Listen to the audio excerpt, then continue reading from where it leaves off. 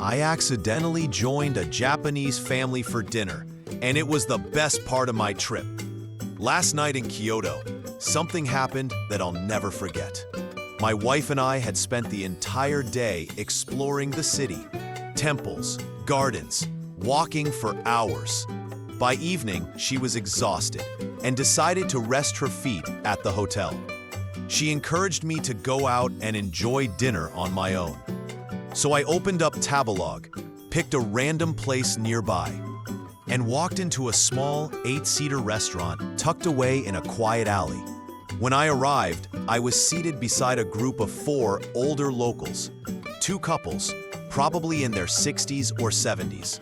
I didn't want to intrude, so I just nodded politely and began eating quietly. A few minutes in, one of the women turned to me and asked in English where I was from. I told her I was from the United States. She smiled and said, "Okay." About half an hour passed. Then something small and unexpected happened. One of the men pulled out his phone and began showing the others a photo of his cat. I couldn't help but smile. I leaned over slightly and said, "Very cute cat." That small comment, it changed the entire evening. The man lit up. He barely spoke English. I speak maybe 10 words of Japanese. Thank you, Duolingo. But somehow, we started chatting. One of the women helped translate more complex sentences.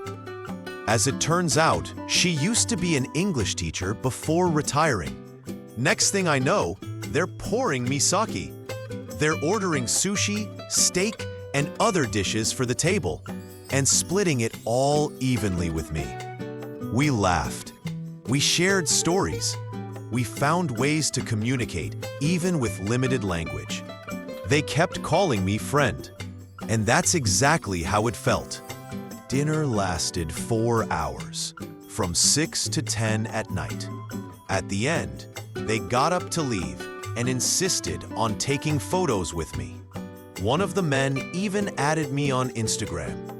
Before heading out, the man who had sat next to me used Google Translate and said, "It has been a great pleasure to get to know you. I look forward to seeing you the next time you visit Kyoto." We shook hands, exchanged goodbyes. I sat there, finishing my tea, feeling incredibly lucky.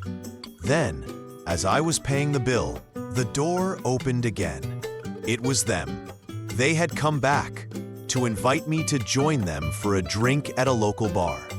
How could I say no? So I went. We shared more stories, more laughs. 6 hours after walking into that restaurant as a stranger, I said goodbye to people who had truly touched me.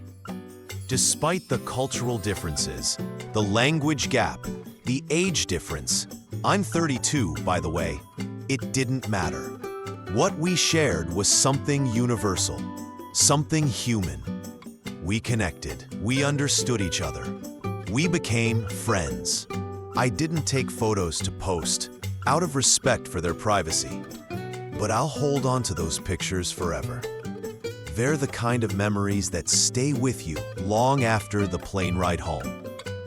And for anyone wondering, yes, my wife was completely fine with me going out. She was resting and asked me to bring her something from 7-Eleven on the way back. She loved hearing every detail of the night and told me how happy she was that I had an experience like that. I thought I was just going out for a simple dinner. Instead, I stumbled into something unforgettable. And I'll be grateful for that kindness forever.